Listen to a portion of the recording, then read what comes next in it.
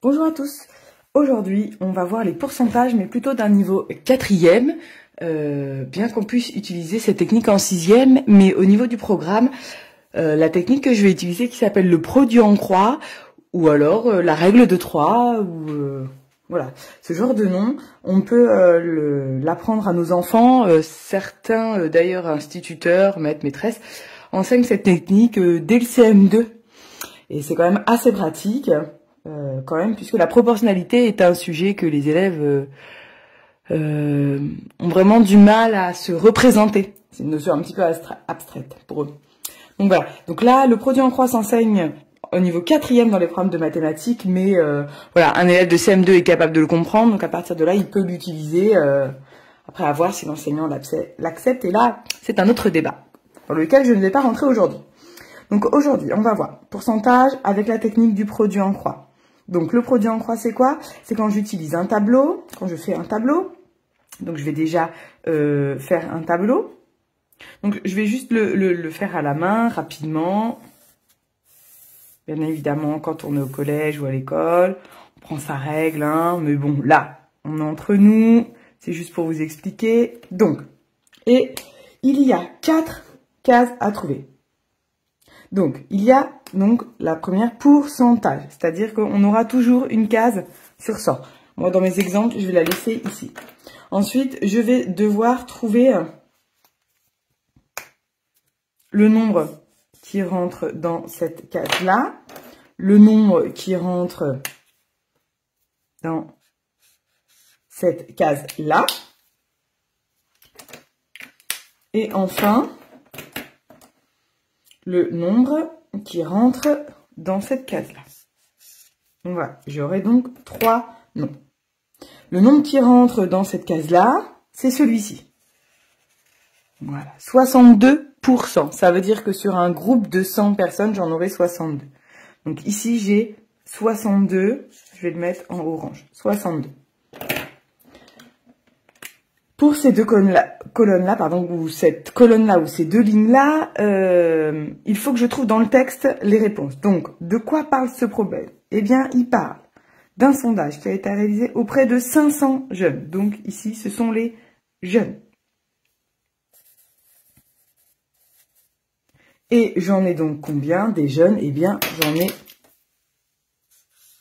500. Voilà. Et moi, je veux la proportion sur 100. De quoi il parle d'autre? Il parle des jeunes qui ont un smartphone. Donc, je vais mettre jeunes avec smartphone. Voilà. Et, bah, je l'ai pas dans le problème. Donc, point d'interrogation. Alors, qu'est-ce que c'est le produit en croix? Dans produit en croix, j'entends le mot produit. Produit, c'est donc le résultat d'une multiplication. Donc, je vais devoir faire une multiplication. Et je vais devoir croiser en croix, c'est-à-dire en forme de croix. Donc, je prends les deux nombres qui sont en face. Voilà, ces deux-là. Je diviserai par 100 et ça me donnera celui-ci. Donc, 500 fois 62 et je divise par 100. Bien évidemment, je vais prendre ma calculatrice, on pourrait le faire de tête pour certains enfants qui aiment le calcul mental. On n'est pas là pour ça. Aujourd'hui, on veut juste calculer le nombre de jeunes qui se disposent d'un smartphone rapidement. Voilà comment on utilise le produit en croix. Je relève les informations dans le texte. J'ai toujours cette case-là où ce sera 100. Le 62, il va au-dessus de 100 puisque c'est 62%. On m'a parlé de 500 jeunes, donc c'est en tout. Et moi, je cherche combien de jeunes disposent d'un smartphone. Et donc, je fais le produit en croix. Je croise. Voilà, j'espère que ça vous aura aidé.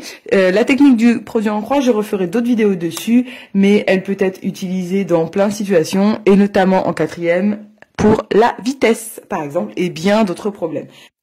On se retrouve pour un deuxième problème avec les pourcentages. Donc, je vais de nouveau faire mon tableau. J'essaye de vous apprendre une technique qui s'utilise à chaque fois. Pour les élèves 10, si on a une technique à chaque fois, c'est toujours la même, ils seront utilisés. Donc, on a des pourcentages. Donc, je remets mon 100 à droite. Je vais essayer de le laisser à la même place pour que ce soit plus pratique. J'ai ensuite le 39. Je rappelle que le 39, je vais le mettre dans cette case-là. Voilà, 39%. Ensuite, de quoi on nous parle? Un Français utilise en moyenne 58,5 litres d'eau par jour pour les bains et les douches. Donc, je vais avoir dans mon tableau quantité d'eau. Ce qui représente les 39%. Donc, ça veut dire que 39 et 58,5 seront sur la même ligne. Donc, là, c'est quantité d'eau en litres. Et donc, je vais avoir cette case-là qui aura 58,5 pour quantité d'eau. Et on me demande le volume d'eau qu'un Français utilise en moyenne en une journée. Donc là, je peux mettre quantité d'eau aussi, ou je peux mettre également volume d'eau. En litres, en une journée, eh bien moi, je n'ai pas ce nombre-là, puisque c'est celui que je cherche, et mon point d'interrogation sera ici.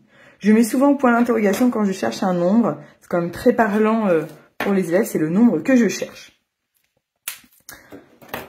Donc, j'utilise toujours la même technique, le produit en croix. Donc, je regarde deux nombres qui sont en face l'un de l'autre. Hop, je vais devoir prendre celui-ci et celui-ci, que je vais devoir multiplier. Je dois diviser par 39. Et enfin, ça me donnera le résultat demandé. Donc, le résultat demandé, c'est le nombre qui est dans cette case-là.